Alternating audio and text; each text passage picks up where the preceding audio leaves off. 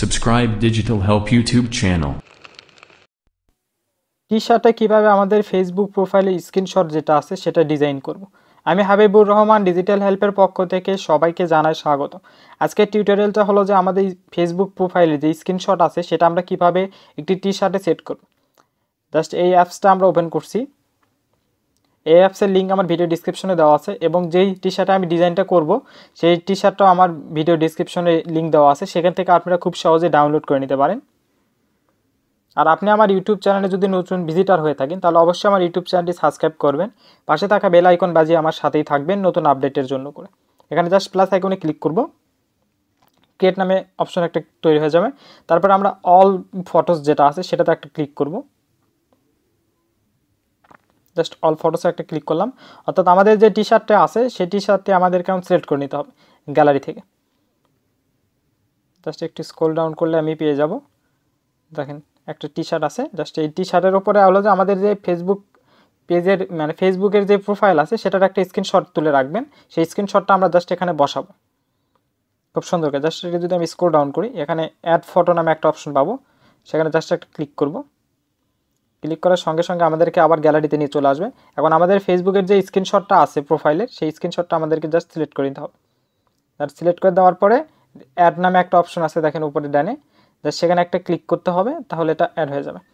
এরকম আসার পরে জাস্ট এটা আমরা একটু বড় করে নিতে পারি। তার আগে একটু এটা আমরা ক্রপ করে নেব, যেহেতু এটা আমাদের দেখতে সুবিধার্থে একটু ক্রপ করে নিব, তাহলে মোটামুটি অনেকটা সুন্দর হয়ে যাবে।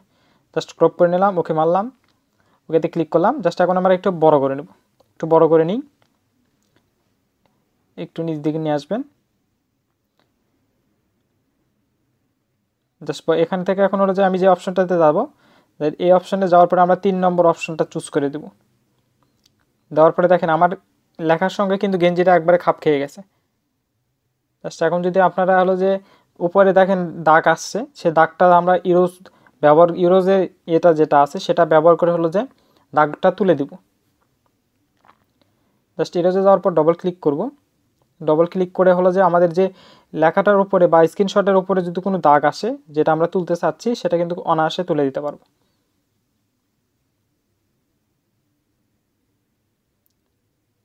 সেখান থেকে একটু জুম করে নিলাম আমি, ডবল ক্লিক করব। উপরে দাগগুলো আমি তুলে দিচ্ছি, দেখেন দাগটা মোটামুটি উঠে গেছে। জাস্ট উঠে যাওয়ার পরে আমরা যে টিক চিহ্ন যেটা আছে সেটাতে একটা ক্লিক করব।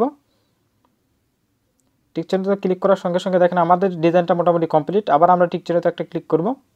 জাস্ট এখন ডাউনলোড যে এটা আছে সেখানে একটা ক্লিক করার সঙ্গে সঙ্গে আমাদের যে ডিজাইনটা সেই ডিজাইনটা কিন্তু অটোমেটিক কমপ্লিট হয়ে গেছে, সেভ হয়ে গেছে আমাদের গ্যালারিতে। জাস্ট আমি যদি আপনাদেরকে গ্যালারিতে ওপেন করে দেখাই তাহলে আপনাদের বুঝতে সুবিধা হবে। জাস্ট আমি ওপেন করছি।